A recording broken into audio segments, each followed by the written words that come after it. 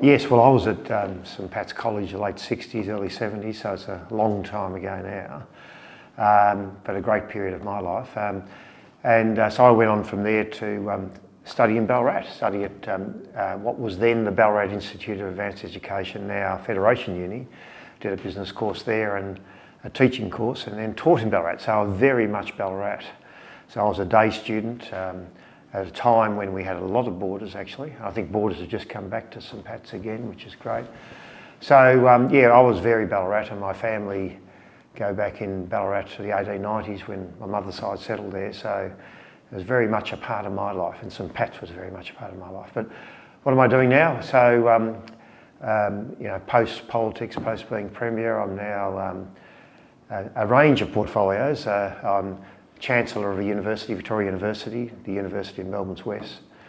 I'm chair of a law firm, Morris Blackburn Lawyers, a litigation company in the country.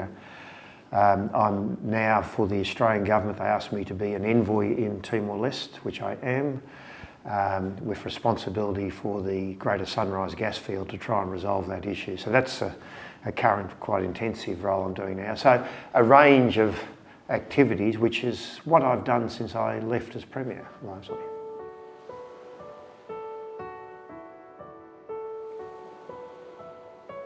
Yes, I did. I mean, what it really told me was that credentials are important, and attaining Year 12 or equivalent education is a ticket for life. It's something that you can go on with.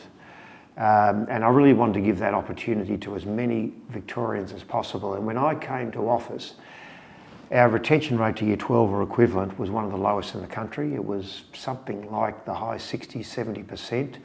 The ambition I had for the state was to lift that to around 90% of young people, of students in Year 12 or equivalent going to Year 12, and then hopefully going on to other education as well. So we set about it in a comprehensive way to reconfigure the whole of the education system to achieve that task. And it was one of the sort of key early markers I had for our government that we wanted to do it. Very pleased that we're able to achieve that within about 3 or 4 years, which is good.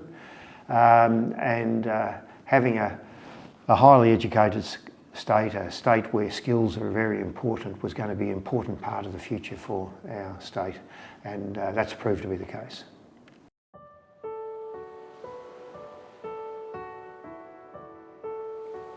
Well, it was as much about what we found ourselves inheriting in 1999. We had a school system in which schools were closed, not opening. We had lack of investment in refurbishing. And so we really knew we had a task ahead of ourselves. So I had to marshal as much resources and support I could get out of our budget to do that task, to have, you know, state-of-the-art schools developed around the country. Not only that, but actually it's relevant for St Patrick's College as well. I think we were the first government in Victoria to fund capital works for the non-government system as well. So I can remember having a discussion with the then head of the Catholic Education Office, Tom Doyle, and Tom was sort of urging that we did have a program, and we did, and so we were able to fund non-government Catholic schools for refurbishments as well, which is a good thing, because really, you know, almost half of the young people in Victoria were in non-government schools, Catholic schools, so it was important that they had the great opportunities as well. So, so your question was how important it was. It was very important for what we saw in the state. I've already mentioned about retention rates to Year 12. We had another program to look at students dropping out in the middle years to try and keep them in. The differential between country and city, we had a lower participation education from country to city. So all that was sort of part of our reform. And building new schools, refurbishing schools, giving more opportunities for people in both the state and non-government system was a really important part of what we stood for.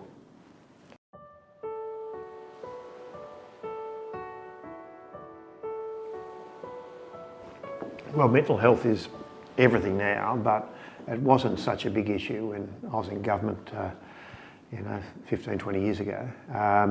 But it was important. It was emerging as an issue. We had a very high youth suicide rate. We had the move, it's hard to imagine now, but we had large psychiatric institutions, and we wanted to move people out of those psychiatric institutions into home-based, community-based care and independent living arrangements in the future. So it was a sort of a big effort to try and get on top of mental health issues, and it was just one of those things we need to tackle.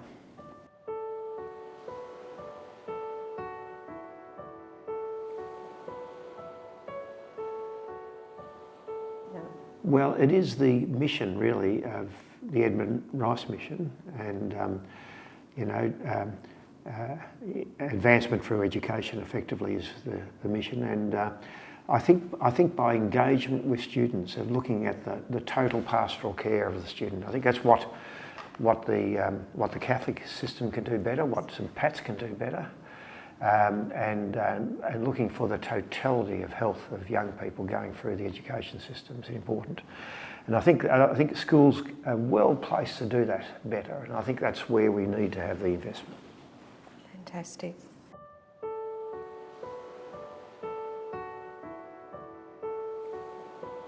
Yeah, well, one of my passions since leaving office has been support for the new emerging nation of Timor-Leste. On our closest neighbour on our doorstep, and of course I went through 374 years of Portuguese colonial rule, 28 years of Indonesian colonial rule, in which a quarter of their population was either killed or died of starvation. Eventually were liberated, eventually had an independent country, but there's such a task ahead really for that country to become successful. So I involved myself in Timor-Leste, and I have ever since I left. Whether it's the Ballabo House, the location where the 5 Australian journalists were killed in 1975 when Indonesia invaded Timor-Leste's shores, and we set about in Ballabo to the very house, the Australia House where those journalists were killed, to acquire it, to purchase it, to develop it as a community centre, to have it as a resource for that community. We've done accommodation in the old Portuguese fort now for a hotel, and a new dental clinic, a whole range of things. So really that's part of it. And I've had a lot of other issues with Timor-Leste, including being an advisor to Prime Minister Janana Guzmão, who's now back in power again, and assisting him on governance, which I've done for the last 10 or so years. So yeah, I've had an involvement there. Burnett Institute, of course, that was an extension of the work we did with biomedicine, biosciences when I was in government, and it's one of the great strengths of Victoria that we have such a strong bioscience community. Some great discoveries from the flu vaccine Relenza to the Bonigear, which was discovered and developed in Victoria, and there's a great future here, and the Burnett was all about that. And Hadassah, I don't know why I got involved in Hadassah, but that was, I think when I was Premier, I visited the trauma hospital in Israel, and then set up an association with our trauma hospital, the Alfred, and so I had an association ever since in that, that sort of joined up health experience between the two places. So yeah, these are just some of the things that I want to involve myself in.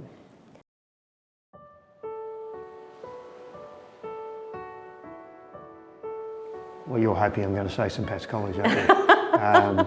And I suppose it partly did, really. I say I'm culturally Catholic, and everything that means, and that's probably the values that I have really are the values I learned and gained by being at St Pat's, but also from my family and my community. I was very grounded in Ballarat. My father was a sort of a key business person associated with a lot of community events in Ballarat, and sort of those values that he had, I gained as well. But I think around me also in Ballarat, Ballarat was extremely formative for me because it was where I got involved. So I got involved post St Pat's College, and about the time that I was at university, I got involved in student politics, and then I got involved in community activity in Ballarat. Australian Labor Party, I joined, the environment movement, the movement against uranium mining, the Friends of the Earth. I was involved in all those and chaired all those, and eventually became significant in them. And I saw around me in Ballarat injustices which I thought I wanted to fix. You know, when I looked around Ballarat, you could see that at that time, it's hard to imagine now, this is like a different world than I grew up, that every part of Ballarat was governed or overseen by the conservative side of politics, whether that was a water board, whether that was the council, whether it was the hospital board, whether it was state, federal, local politics. And I thought that was unfair, and I wanted to change it. So I set about to change it. That's really what I got involved in. And so it was happening then. Happening a bit in the latter years at St Pat's, I guess, that political, social awareness. But happened much more when I got to university, and that's really when I got involved. But it must have been happening at St Pat's at that time, because I can remember, and for all the students looking at this now, they'd be hard to imagine, but when I did high school certificate, now VCE in year 12, you couldn't do Australian political studies. It wasn't a subject which was done at St Pat's. So I had to do it by external studies, supported by one of the brothers, and there was about 5 or 6 of us who did that. And I guess I had that interest, so that interest was arising in me at that time. So it was happening in that later period in year 12, I guess, and then went on.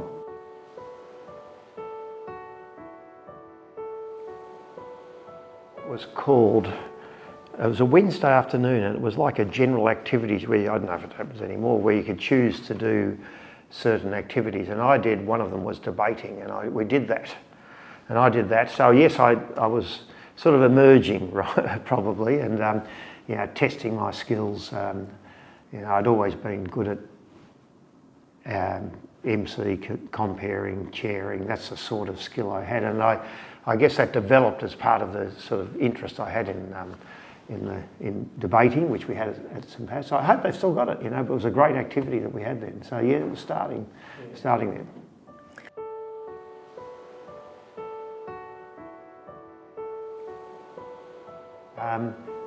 Get involved in activities, get involved in your community. And in getting involved, make sure you work with people of a common view and a common aim in order to get things done. And I think that's the key really for those people who are interested. And nothing beats community involvement, and I think that's the key. And I think, and secondly, I mean, my advice would be, don't put all your eggs in one basket and thinking that somehow you're going to be a politician by just, you know, being involved and having that ambition. Also have a separate work stream, a career stream going on, and do your politics additionally outside that, because you never know where these things go, and make sure you've got some options.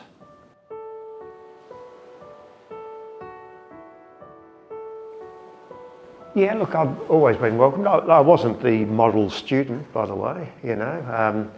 I was a bit of a rebel in my year 12 years, about that period, I think, you know. So, but nevertheless, it was an important part of my growing up, I guess. My always feeling welcome, I think, was probably how I'd put it. And St Pat's always made me feel welcome and a part of the community. I didn't always agree with everything St Pat's did, but nevertheless, they could understand and accept that I was someone who was going to go on, I guess, and they nurtured and developed that in me.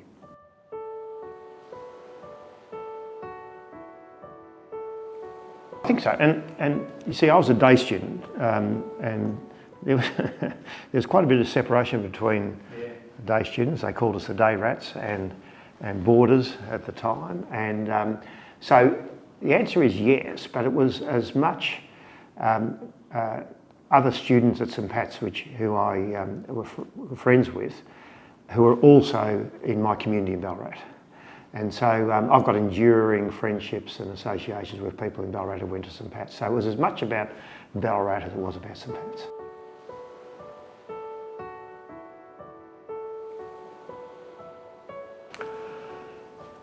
Probably the English teacher at the time, who was a very, very long-term teacher, Peter Farley. We used to call him Jake, I think was his name. He didn't mind being called Jake, actually. He was a motivator from my point of view. I can still remember Shakespeare coming alive in English classes when we did Merchant of Venice or Julius Caesar. He was brilliant at that. He was a great motivating teacher from that point of view, and I still remember him. And I think a lot of students who went through in the years I went through would remember him as well, but he's one.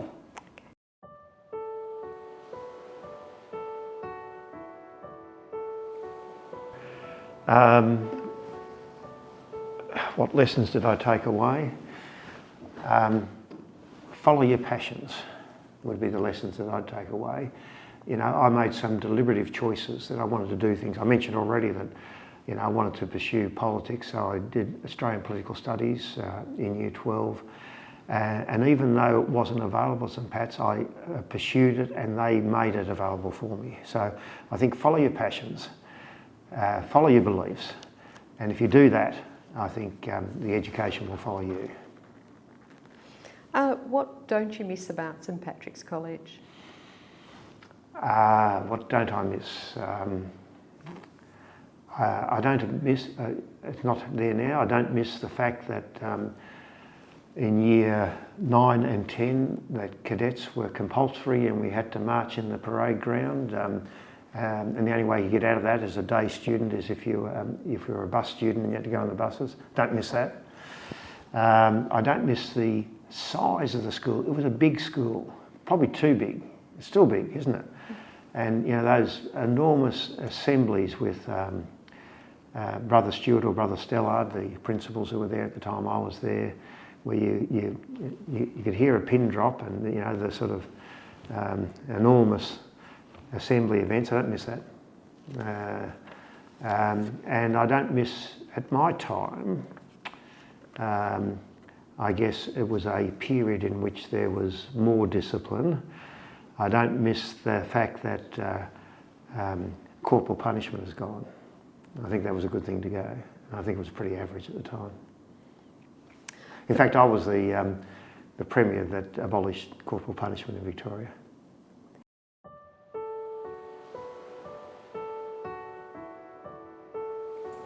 I think solidarity is a good one, and sticking together for a common cause. I think that's an important and enduring feature of St Pat's, and I think it's a good one. I think dignity is a really important one. I agree with that. And you didn't mention it, but I think your ticket to life through educational advancement, which is really what Edmund Rice was about. I think that was a really important one.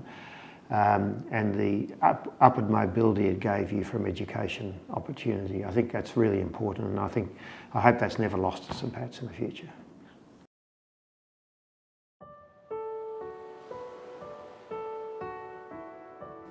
I don't have many connections. I go back occasionally for events. I went back for the 50 year, showing my age, reunion recently, and that was great. I visited 2 or 3 times when I was Premier, obviously, and once or twice since then as well.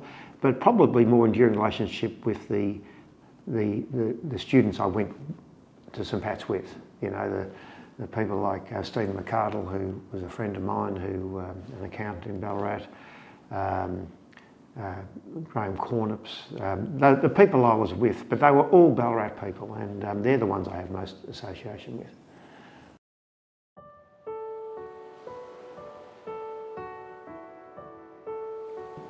Yeah, I think it needs to be more than just reunions. You know, I think I've been to 2 reunions, one 20 year, one 50 year, and I love the 50 year one. I wasn't so enamoured by the 20 year one. But I think St Pat's could, at certain events and activities that they have, invite people back. You know, invite some of the students back that were there at the time. Around an event or activity. It might be a sporting event, it might be a cultural event, something that's happening at St Pat's, you know, and that's probably a good way to get people back.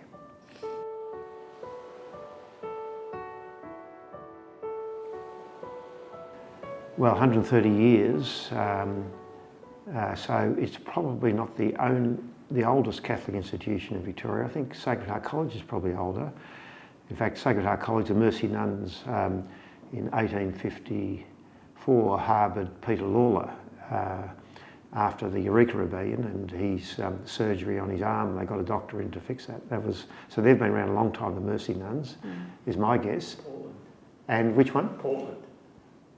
All Saints Down. Portland's older too. He's the oldest. Yeah, because it's an old, yeah, that'd make sense. That makes sense. Very early, lot of early settlement of Catholics at Port Fairy and Portland, yeah. So it's old, but it's still old. Why is it important? Well, it's an important choice that people of Ballarat should have, really. They should have the choice of either going to a state system, going to a Catholic system, and of the Catholic system, this is a good choice to make, really, of brothers, and now I suppose there's not many brothers there anymore, and a school which has the Edmund Rice history, the mission that Edmund Rice has given the school, educational advancement and liberty through education. I think that's really important, and important to keep that heritage for the future.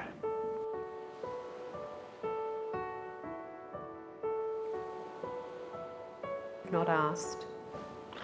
Yes, well, I'm not a practising Catholic. I'm in the majority of the Catholic community. I'm a lapsed Catholic, and I think that's the majority of those who. But I'm culturally Catholic. I say that's the values I have are Catholic values. What would I say about faith? I think it's important to believe in something, and I think if that is the Catholic faith, then that's important, but it's equally important that you find your way and your set of beliefs which work for you. And I think that's really important for the future.